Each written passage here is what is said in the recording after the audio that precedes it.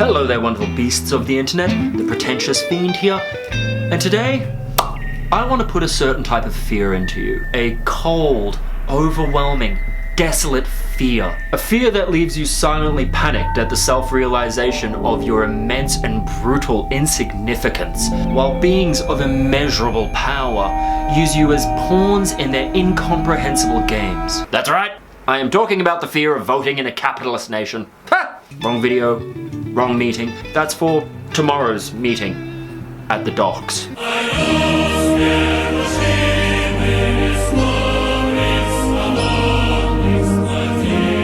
I'm of course talking about cosmic horror.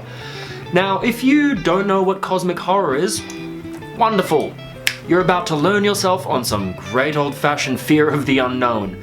And if you do know what cosmic horror is, stay anyway and please the undying gods of the algorithm. Like, share, subscribe.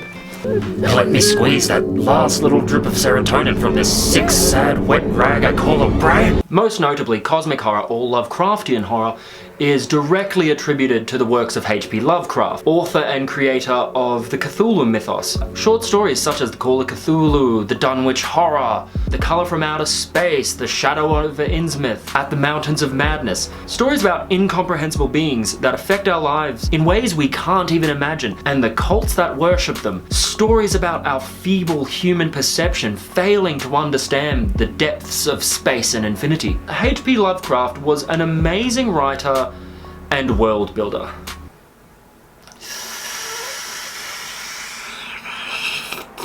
And also a massive fucking racist. Okay, side note, we have to talk about this. His racism was extreme nearly to the points of parody, except no, it was fucking radically serious. I am a firm believer that you cannot separate the art from the artist. I did a video about it here, yes, cyclical marketing. So no, I don't think you can take these two things as separate entities. But I feel like the discussion of mitigating a love for his work whilst absolutely despising his worldviews is kind of a 17-hour conversation that I would hate to cheaply gloss over in this video. I'm gonna put out a bit more of a casual conversation type video in which I kind of just discuss my experience as a fan of his work and someone who fucking despises what his worldviews represented and the effects they had. And so if you see a link here, congratulations, you're in the future. What's it like to be closer to the inevitable heat death of the universe? So there's the tea, and here's the shade. Back on track, let's get Captain ADD back on the road and focus. Lovecraftian horror is much more than just the writings and the world that this one man created.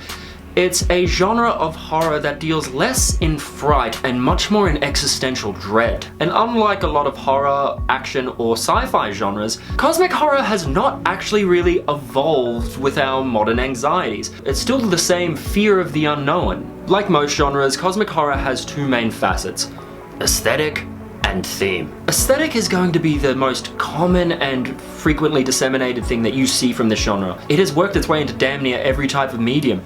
Films, stories, video games, art, and the reoccurring themes are deep space, deep sea, unfathomable creatures that are impossible to perceive, non-Euclidean, Escher-style dream structures that warp your understanding of physics and the world around you. But at the center stage of the Lovecraftian aesthetic is creature design. These tentacle-ridden, grotesque beasts that kind of have this tone of as if all of nature was to be twisted and mixed with sea life that was hurtled up on shore after a hurricane. Creature features like The Mist, The Thing, The Void, probably a whole bunch of other movies with the word "the" really nail this aesthetic. And even a lot of aspects of Alien. H.R. Geiger's art is rife with a kind of claustrophobic version of Lovecraftian aesthetic. It really strikes me as an attempt to envision a creature that is so far removed from humanity, so far removed from our ability to empathize with it and its ability to empathize with us. Cosmic horror is very often wrapped up in creature features, and so a lot of people can kind of brush it off like some sort of silly gore fest, like a kind of space Jaws. to be honest, quite a disservice to the genre, because what really separates and elevates this genre is its themes. Cosmic horror's bread and butter is a fear of the gaps, the fear of the unknown, that creeping, uneasy feeling when you stare out to the stars and realize how small you are against the gravitas of the universe, and the realization of how little you know or understand of it. I'm immediately reminded of the Friedrich Nietzsche quote, "If you stare into the abyss long enough, the abyss will stare back." It's truly designed to give you a slow, detached, eerie horror that offers very little in the way of explanations, and through that you can kind of draw some really immediate and interesting comparisons between isolation and mental health. Two things that H.P Lovecraft dealt with his entire life. At a very young age, his father was committed to an asylum and eventually died in there. And after that death, his mother then began to smother him and began to install a kind of fear of the outside world, a fear of leaving the nest. And so just dealing with everyday society became an immense and terrifying chore to him. And as he regressed further into that fear, the outside world became bigger, more terrifying, more complex, and far more impossible for him to ever understand. In the Mouth of Madness or Sunshine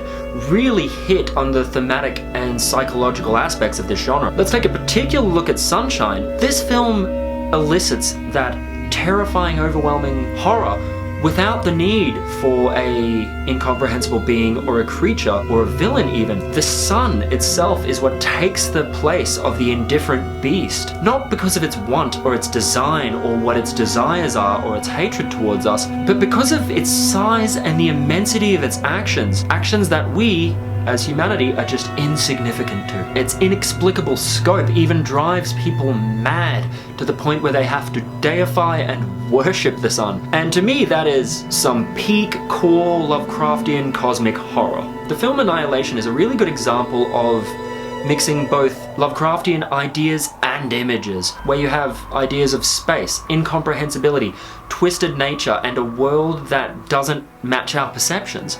But it also touches on a lot of ideals and themes involving identity. Annihilation poses the question, if there was to be someone that was exactly like you and shared your memories, who would you then be in the place of the world? Would you be unique? Would there be any validity and value in you being unique? Identity tends to be a theme that is kind of an unsung hero of cosmic horror. Yes, when themes of identity come up in particularly traditional, older cosmic horror, the tone tends to be very pessimistic around the idea of identity, but the theme is there and it is strong. Nowhere in the writings of Lovecraft is this more apparent than the Shadow over Innsmouth. The Shadow over Innsmouth follows a traveller who stumbles across a small coastal town, and slowly over time the townsfolk are losing their humanity, and after a series of hellish events our narrator escapes the town and years later discover that he has strong family ties to Innsmouth and accepts his fate and willingly forgets what it is to be human. And one of the massive points I take from this is identity versus society.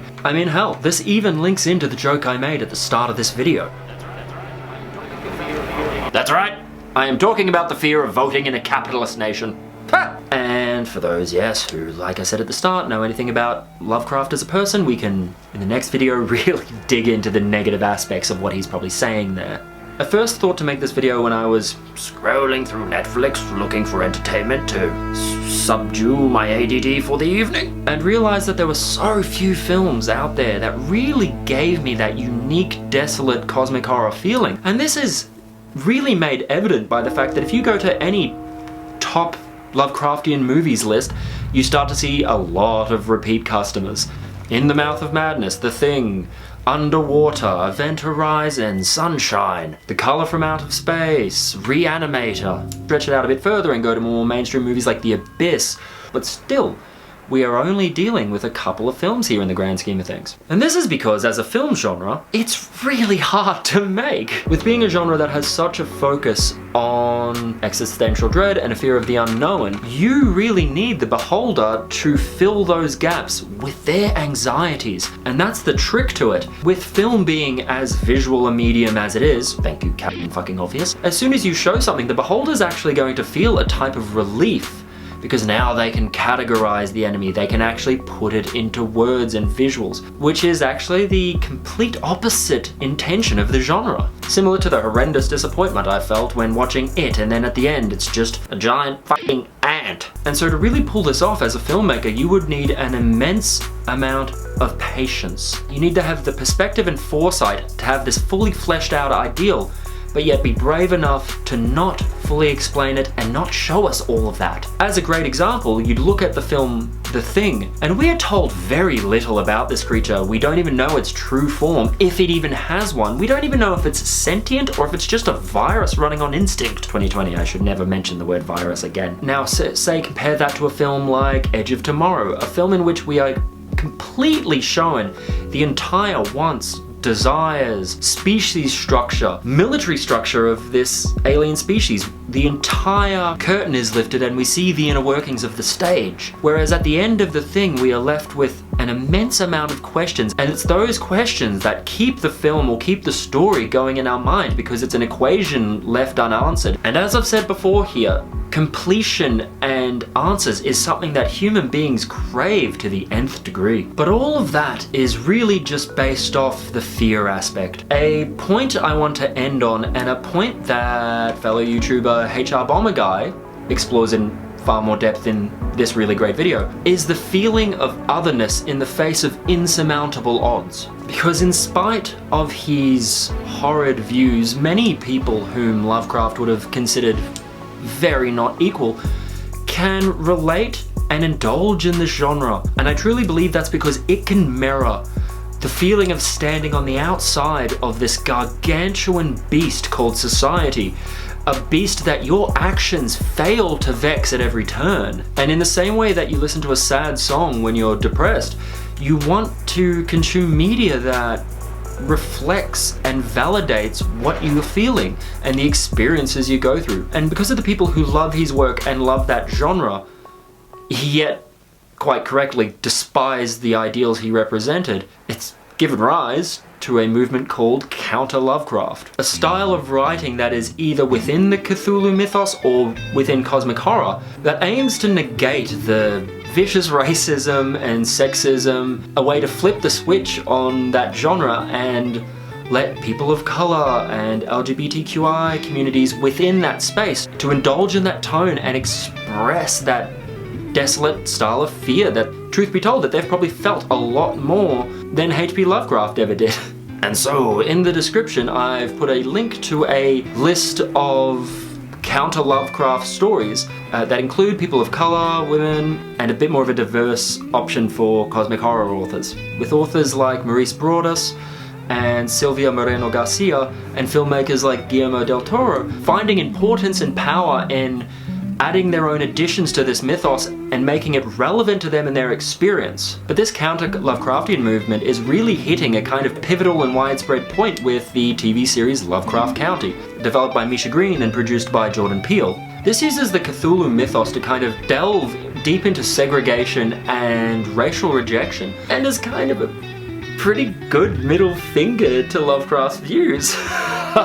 And to me, this is a really unexpected and wonderful use of a very pessimistic genre to validate and positively affect the world. So all in all, I do highly recommend diving deep into this genre and feeling that unique and bizarre set of tones that only it can give you. Pretentious Fiend here, like, share, subscribe, do all the things. I will see you next time. Ciao.